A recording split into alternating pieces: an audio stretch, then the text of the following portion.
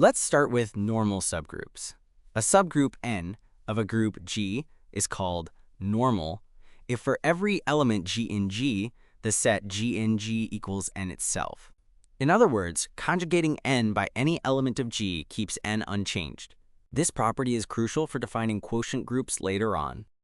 Next, we form the quotient group G modulo N by grouping elements of G into cosets. Each coset AN contains every element you get by multiplying a fixed element A by each member of N. We then multiply cosets by defining AN BN equals ABN, which is well defined precisely because N is normal. Finally, every quotient group G over N arises as the image of a homomorphism. If phi maps G to another group H, then its kernel is a normal subgroup N. The first isomorphism theorem tells us that G mod N is actually isomorphic to the image of phi. This connection shows why normal subgroups are so central. Let's explore cosets. Imagine you have a subgroup H inside a larger group G. By picking a fixed element A and G and multiplying it with every element of H, you get the coset AH. It's like sliding the subgroup to a new position. Each element moves together as a block. Next, we build the quotient group. Cosets partition G into equal-sized blocks. When H is normal, you can treat each coset as a single element. Multiplying two cosets, AH and BH, gives you the coset ABH. This collapses the subgroup's structure, creating a simpler group whose elements are those cosets. Finally, what ensures this multiplication stays consistent? That's normality. A subgroup H is normal if for every G in G, the conjugate GHG equals H. This condition guarantees coset multiplication doesn't depend on which representatives you pick, making GH a valid group rather than just a set of blocks. Let's start with the first isomorphism theorem.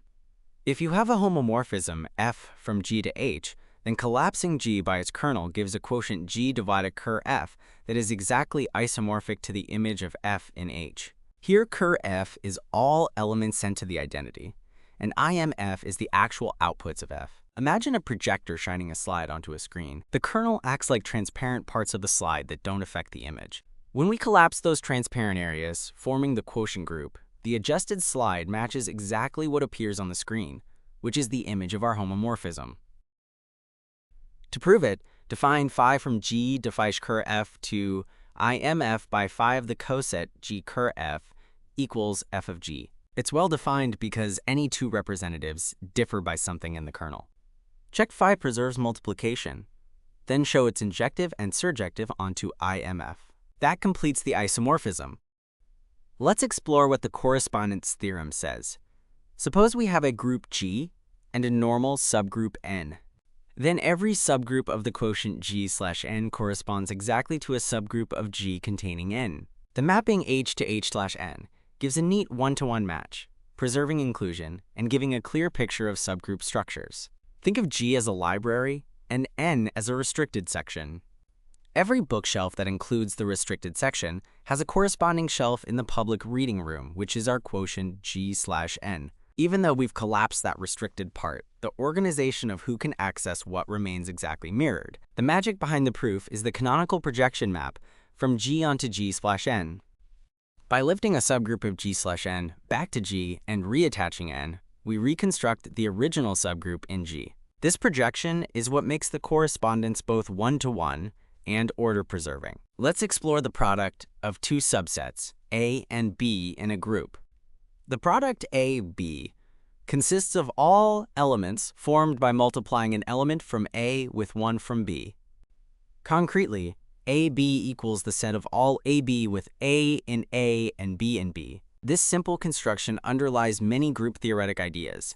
Now we ask, when does this product AB itself form a subgroup?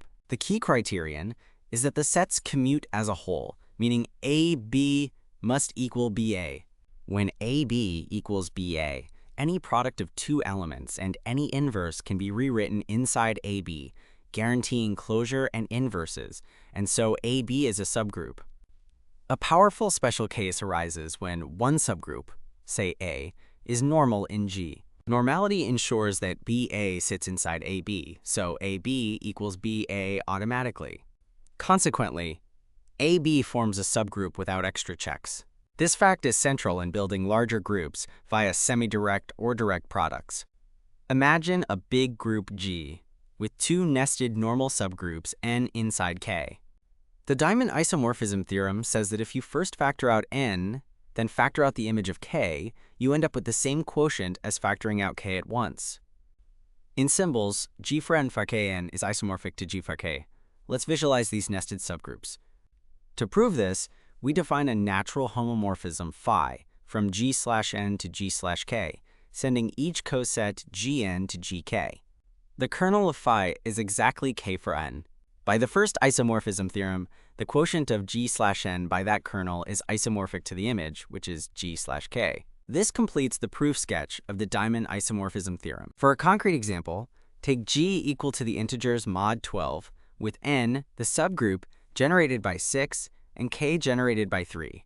Then G/N has two cosets, and K for N has one non-trivial coset, so factoring in stages gives a group of order 3.